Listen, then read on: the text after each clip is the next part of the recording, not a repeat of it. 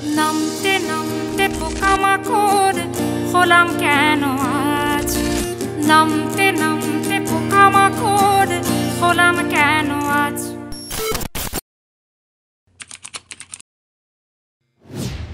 ফারজানা ওয়াহিদ সায়ান বাংলাদেশের একজন বিখ্যাত সঙ্গীত শিল্পী, যিনি তার জীবনমুখী ও প্রতিবাদী গানের জন্য সর্বাধিক পরিচিত।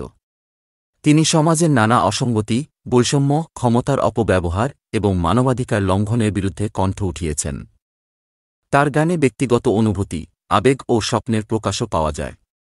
প্রাথমিক জীবন ও সঙ্গীতের সূচনা। জন্ম ও বেড়ে ওঠা। সায়ান ১৯৭৬ সালে কানাডার মন্ট্রিলে জন্মগ্রহণ করেন। মাত্র ৭ মাস বয়সেই তিনি বাংলাদেশে ফিরে আসেন।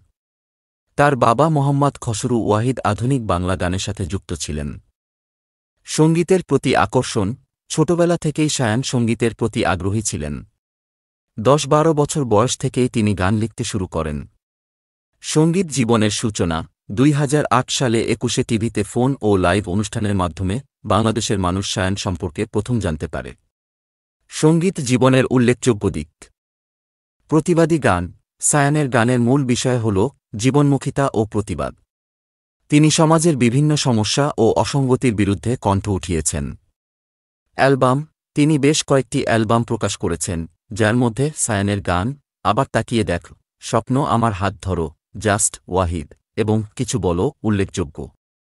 সমাজসেবা। সঙ্গীতের পাশাপাশি সায়ান বিভিন্ন মানবাধিকার কাজের সাথেও যুক্ত। কেন সায়ান এত জনপ্রিয়?